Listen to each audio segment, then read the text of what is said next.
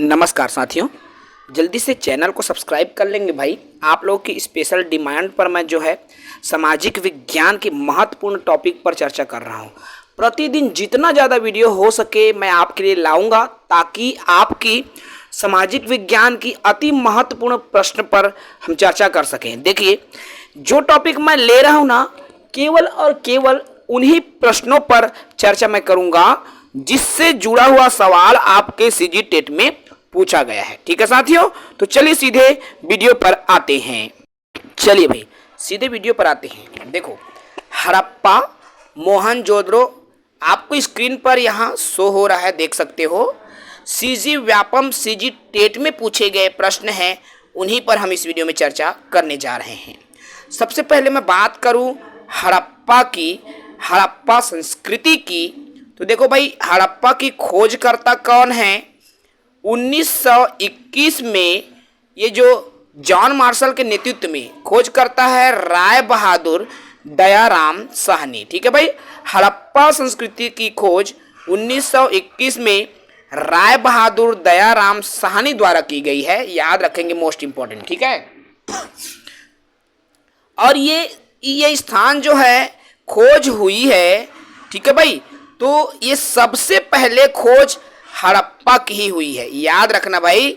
ठीक है भाई, तो देखो अब इसे वर्तमान में हड़प्पा सभ्यता भी कहा जाता है। ठीक है, क्योंकि इस स्थान की खोज हुई है और ये हड़प्पा जो है रावी नदी पर बना हुआ है साथियों। ठीक है, इसको भी याद रखेंगे। हड़प्पा जो है आपकी रावी नदी पर बना हुआ है या रावी नदी पर हड़प्पा है, याद रखेंगे।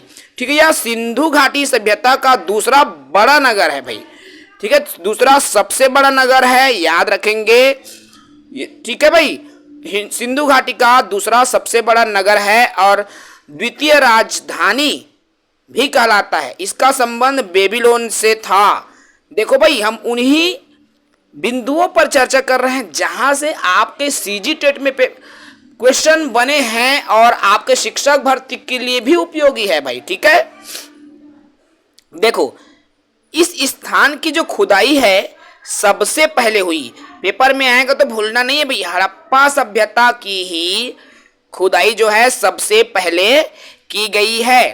ठीक है भाई, सिंधु घाटी सभ्यता का ये सबसे प्राचीन शहरों में से एक शहर है हड़प्पा। ठीक है, और दोहरा समाधान की पद्धति भी हड़प्पा सभ्यता से शुरू हुई है, हड़प्पा सभ्यता की प्रचलित पद्धति है। ठीक है ना।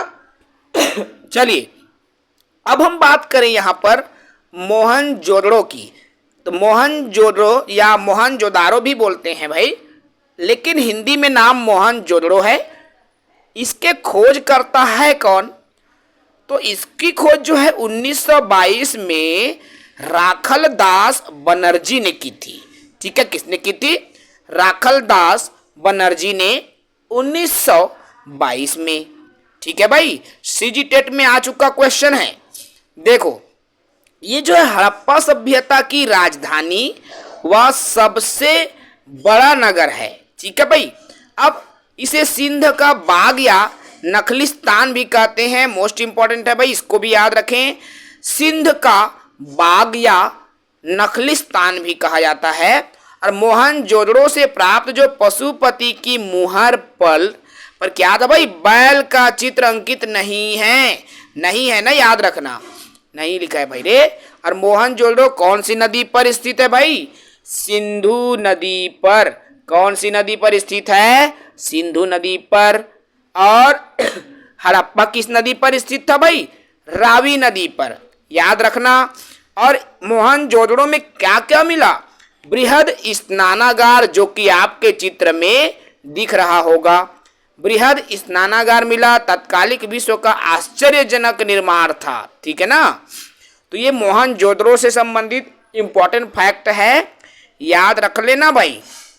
ठीक है, अब हम बात करें कालीबंगा की, इंपॉर्टेंट। चलो भाई, इनमें से प्रश्न बनेगा भाई आराम से। कालीबंगा से देखो, कालीबंगा के खोजकर्ता कौन है भाई? अमलानंद घोष, बीबी लाल और बीके थापर, इन्होंने किया 1953 में खोज किया है। ठीक है, और ये राजस्थान में घग्गर नदी के तट पर है, जो जिला गंगानगर के अंतर्गत आता है। ये भी सीजी टेट में आया हुआ क्वेश्चन है भाई, देख लो, ये टॉपिक जो है सीजी टेट में आया हुआ है, भूलियो मत। अब कालीबंगा से क्या क्या सामग्री मिला, तो यज्ञ वेदिकाएं मिला, हवन कुंड मिला जिसे अग्नि कुंड कहता है। ठीक है भाई, जूते हुए खेत के साक्ष्य, जूते हुए साक्ष्य कहाँ मिले प्रश्न आ जाता है, तो भूलना नहीं है भाई, कालीबंगा में मिला है। ठीक है भाई, अब इसे विद्वानों ने सिंधु सभ्यता की तृतीय राजधानी माना है, किसको, कालीबंगा को। ठीक है भाई, अब यहाँ की जो समाधान है, ईंट के बने हुए कक्ष मिलते थे। ठीक है ना, याद रखना भाई, मोस्ट इंपॉर्टेंट चीजों पर हम डिस्कस कर रहे हैं। देखो, जो आपके पेपर में आए हुए हैं ना, हम केवल उन्हीं पर चर्चा कर रहे हैं। ठीक है, कालीबंगा हमने देख लिया। अब हम यहां पर देख लेते हैं जहां से आपका पेपर और क्वेश्चंस बनते हैं। लोथल, ठीक है भाई, लोथल भी देख लो। अब लोथल के खोजकर्ता कौन है, तो रंगनाथ राव है, जो कि 1957 में खोज किया है। सीजी टेट 2012 में आ चुका है। कौन सी नदी पर है लोथल, तो भोगवा नदी के तट पर है भाई लोथल, जो कि जिला अहमदाबाद गुजरात के अंतर्गत आता है। ठीक है ना, सीजी व्यापम में ये पूछा गया है, टेट के परीक्षा में 21 में भी और 19 में भी। याद रख लेना भाई, मोस्ट इंपॉर्टेंट चीजें बता रहे हैं। अब यहां से क्या सामग्री प्राप्त हुआ, लोथल से गोदीवाड़ा की जो गुफा या बोलते हैं ना भाई, गोदीवाड़ा प्राप्त हुआ है। समाधान बक्सों में रखे गए थे। लोथल जो प्राप्त हुआ है वो वहां पर टीटी 2021 में आया हुआ है भाई, रट लियो। ठीक है भाई, टीटी 19 देखो। अब ये भगवान देखो, ये तो हो गया ना।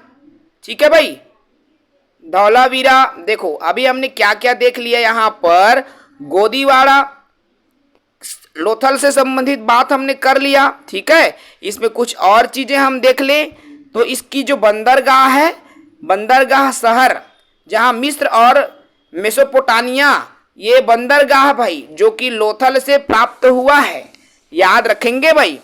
अब बंदरगाह खंभात की खाड़ी में खोजा गया है, ये भी टीटी में आया है और लोथल के समय की है। ठीक है ना, याद रखना भाई, मोस्ट इंपॉर्टेंट जिस पर हम चर्चा कर रहे हैं। अब हम इस पर बात करते हैं सुरकोतड़ा। सुरकोतड़ा के बारे में एक पॉइंट याद रखो, सुरकोतड़ा में सामग्री प्राप्त हुई थी, घोड़े की हड्डी और बर्तन में समाधान प्राप्त हुए थे। ठीक है ना, ठीक है भाई। उसके बाद आता है धौलावीरा। धौलावीरा देखो भाई, धौलावीरा इंपॉर्टेंट आपका अभी तक आया तो नहीं है भाई, है ना, हम तो केवल उसकी बात कर रहे हैं जो आपके सीजी टेट में आया हुआ है। कुछ इंपॉर्टेंट तथ्य को भी आप देख लो भाई, क्योंकि यहां से क्वेश्चंस आ सकते हैं। देखो, विश्व के सर्वप्रथम कपास के उत्पादन का श्रेय सिंधु घाटी सभ्यता को जाता है। ठीक है नहीं, इस टाइम में देखो मेसोपोटामिया के लोग मेलुहा कहकर संबोधित करते थे, किसको, यूनानी सीडोन की सभ्यता तथा मेसोपोटामिया के लोग मेलुहा कहकर संबोधित करते थे। ठीक है, सिंधु घाटी सभ्यता के लोगों को, समझ रहे हो ना, सिंधु सभ्यता के लोगों को मेलुहा कहकर बुलाते थे।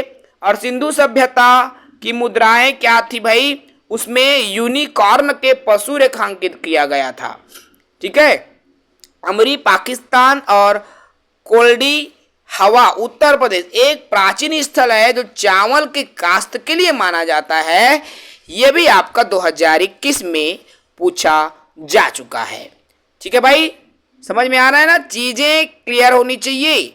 ठीक है, अब कुछ देर बाद मैं आपके लिए, आप सभी साथियों के लिए वैदिक काल से जुड़ा हुआ वीडियो लाऊंगा। मोस्ट इंपॉर्टेंट जो आपके सीजी टेट में पूछे गए प्रश्न हैं, हम केवल और केवल उन्हीं को चर्चा करेंगे। बहुत जल्दी वीडियो आएगी। प्रतिदिन मैं 4 से 5 वीडियो डालूंगा आपके लिए, केवल और केवल सामाजिक विज्ञान के लिए। हर 1 घंटे 1.5 घंटे में आपके लिए वीडियो आती जाएंगी। आप बिल्कुल चैनल को सब्सक्राइब करके रखेंगे भाई। मैं आज कोशिश करूंगा आज या कल तक कि आपके एसएसटी सोशल साइंस को मैं कवर करवा सकूं। ठीक है भाई, जय हिंद, वंदे मातरम।